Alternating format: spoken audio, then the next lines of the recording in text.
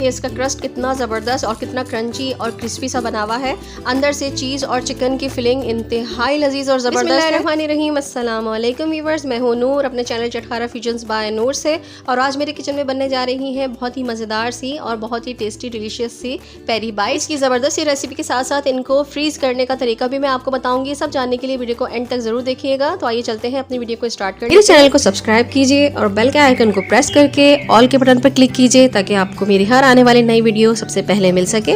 और अगर वीडियोस पसंद आए तो एक लाइक भी कर दीजिए। यहाँ पे मैंने मोटी और बड़ी वाली मिर्चें ले ली हैं। इनको अच्छे तरीके से हमने वॉश कर लेना है। वॉश करने के बाद इस तरह से हमें किचन टॉवल से इसको पोंछ के साफ़ कर लेना है, एकदम ड्राई कर लेना है। इसी तरह से मैं सारी मिर्चों को अच्छी तरह से साफ़ कर लूँगी। मिर्चें साफ़ करने के बाद मिर्चों को हम बीच से एक कट लगा देंगे और छुरी की मदद से हम इसके तमाम बीज निकाल लेंगे। आप फिंगर की मदद से भी बीज निकाल सकते हैं इसके, अदरवाइज़ आप एक स्पून की बैक साइड से भी इसके बीज निकाल सकते हैं। बहुत इजीली इसके बीज रिमूव हो जाएंगे। अब ये देखिए व्यूअर्स, तमाम मिर्चों के बीज मैंने निकाल लिए हैं इस तरह से। अब हम इनकी फिलिंग की तैयारी कर लेते हैं।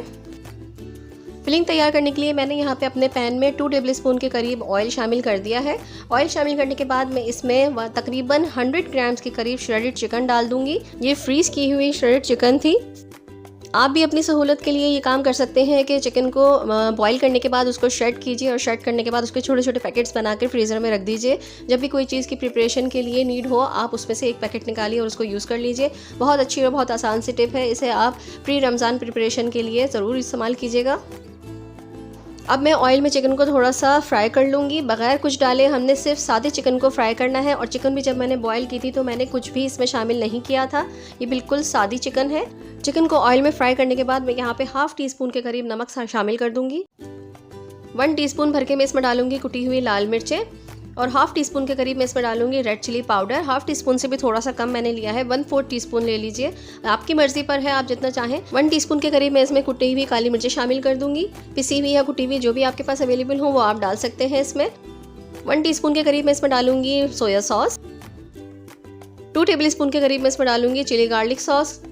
अब हम इन तमाम मसालों को मिक्स करते हुए चिकन को हल्का सा जो है वो भून लेंगे ताकि मसाले हमारे अच्छे तरीके से इसमें फ्लेवर आ सके। चिकन को थोड़ा सा पकाने के बाद मैं इसमें देखें ये एक दरमियाने साइज़ का पोटैटो मैंने ले लिया था, उसको मैंने बॉईल करके मैश कर लिया है, वो इसमें शामिल कर दिया है ताकि हमारे इस बैटर में थोड़ी सी जो हमने चिकन की फिलिंग तैयार की है उसमें थोड़ी सी बाइंडिंग आ जाए। मैश्ड पोटैटोज़ डालने के बाद हम इसको अच्छे तरीके से मिक्स कर लेंगे। फ्लेम को मैंने लो पर रखा हुआ है। बस ये हमारी फिलिंग रेडी हो चुकी है। अब मैं फ्लेम को ऑफ कर दूंगी और इसे हम थोड़ा सा ठंडा कर लेंगे। अब बारी आ जाती है हरी मिर्चों की स्टफिंग की। यहाँ पे हमने फिलिंग भी ठंडी कर ली है और यहाँ मैंने चीज़ ली है और उसको स्ट्रिप्स में काट लिया है। आप अपनी पसंद के मुताबिक यहाँ पर चीज़ को इस्तेमाल कर सकते हैं। मैंने यहाँ पे मोज़रेला चीज़ की स्ट्रिप्स काट ली थी। अब हम अपनी एक हरी मिर्च को उठाएंगे, उसके अंदर सबसे पहले मैं चीज़ की स्ट्रिप रखूँगी इस तरह से।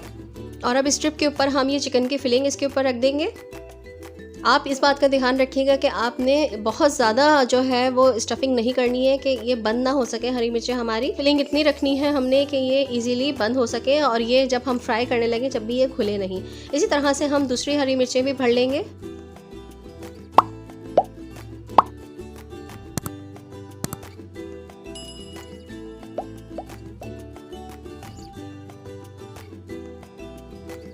ये देखिए व्यूवर्स, ये मरहला भी हमारा कंप्लीट हो चुका है। तमाम की तमाम हमने स्टफ़ कर ली हैं हरी मिर्चों को। अब हम क्या करेंगे, अब हम इनकी कोटिंग करेंगे। कोटिंग के लिए मैंने यहाँ पे 2 अंडे फेंट के रख लिए हैं। यहाँ पे मैंने मैदा ले लिया है एक प्याले में और एक बाउल में मैंने ले लिया है ब्रेड क्रम्स। सबसे पहले हम मैदा लगाएंगे, फिर अंडा लगाएंगे, फिर ब्रेड क्रम्स लगाएंगे। इस तरह से हम डबल कोटिंग करेंगे हर मिर्च के ऊपर।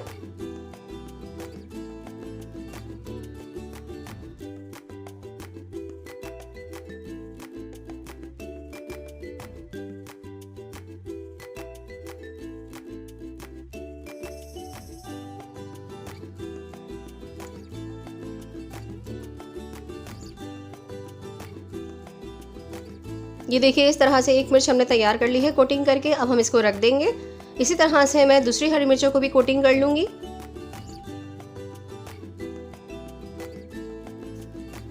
इसी तरह से मैं कोटिंग करूँगी। देखें डबल कोटिंग करके हमने इस तरह से सारी हरी मिर्चों को तैयार कर लेना है। तमाम पेरी बाइट्स को हमने अच्छी तरीके से कोटिंग करनी है ताकि ये जब हम ऑयल में फ्राई करें तो ये खुले नहीं। ये लीजिए, ये वाली पेरी बाइट भी तैयार हो चुकी है हमारी। इसी तरीके से मैं अब सारी तैयार कर लूँगी।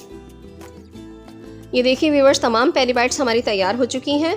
अब मैं इनको फ्रीज़ करने का तरीका आपको बता देती हूँ। फ्रीज़ करने के लिए मैंने यहाँ पे एक जार ले लिया है। जार खुश्क और साफ़ सुथरा सा होना चाहिए। पहले हम इस तरह से तमाम पेरी बाइट्स को रख देंगे। अगर आपको मेरी ये वीडियो पसंद आ रही है तो मेरी वीडियो को लाइक और शेयर ज़रूर कर दीजिएगा। एक लेयर कंप्लीट करने के बाद अब हम इस तरह से एक शॉपर ऊपर रखेंगे और दूसरी लेयर भी इसी तरीके से लगा देंगे। ये देखिए व्यूअर्स, दूसरी लेयर भी हमारी लग चुकी है। अब हम इसको क्या करेंगे कि हम इसको अच्छी तरीके से एयर टाइटली कवर करके इसको फ्रीज़र में रख देंगे। ये तकरीबन 1 से 1.5 महीने तक आराम से आप यूज़ कर सकते हैं, बशर्ते कि ये बिल्कुल फ्रीज़ हो चुकी हो। जितनी आपने यूज़ करनी है आपने हैंड टू हैंड उतनी निकालनी है और बाकी उसी वक्त आपने दोबारा से फ्रीज़र में रख देनी है। एक मरतबा घुलने के बाद इनको आपने फ्रीज़ नहीं करना है, वरना ये ख़राब हो जाएंगी और जब ऑयल में डालेंगे तो ये खुल जाएंगी। ये बहुत अहम टिप थी जो मैंने आपको बताई है। कोई भी यूट्यूबर आपको इतनी अहम टिप नहीं बताता और इतनी ज़्यादा गहराई में बातें नहीं बताता। ऑयल को पहले गर्म कर लेंगे और गर्म करने के बाद हम इसमें पेरी बाइट्स डालेंगे। और हाँ, यहाँ मैं आपको एक बात बताना भूल गई हूँ कि जब आप फ्राई करें तो आप फ्रीज़र से निकालेंगे। यहाँ पे मैंने भी इनको फ्रीज़ कर लिया था।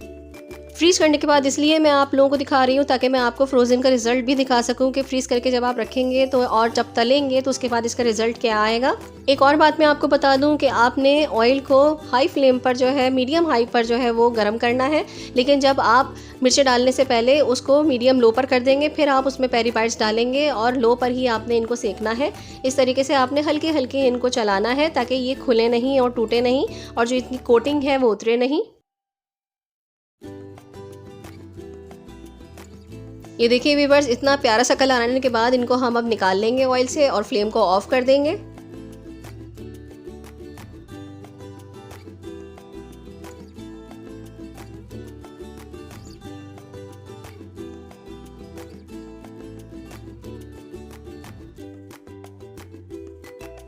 ये लीजिए व्यूअर्स, हमारी डिलीशियस और यमी लिशियस सी पेरी बाइट्स बनके बिल्कुल रेडी हो चुकी हैं। ये देखिए इसका लुक कितना खूबसूरत आया है।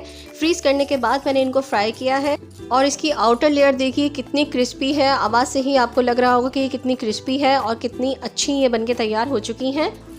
अगर आपको मेरी रेसिपी पसंद आई है तो मेरी रेसिपी को आगे शेयर भी कर दीजिए और इसको एक लाइक भी कर दीजिएगा। अब हम इसको कट करके भी देख लेते हैं अंदर से कि ये अंदर से किस तरह से लग रही है। ये देखिए व्यूअर्स, अंदर से भी ये कितनी ज़बरदस्त और कितनी मज़ेदार सी लग रही है। अगर आप मेरे चैनल पर नए हैं तो मेरे चैनल को सब्सक्राइब कर लीजिए और बेल का आइकन प्रेस कर दीजिए ताकि आप आने वाली नई रमज़ान की रेसिपीज़ से भी लुत्फ़अंदोज़ हो सके।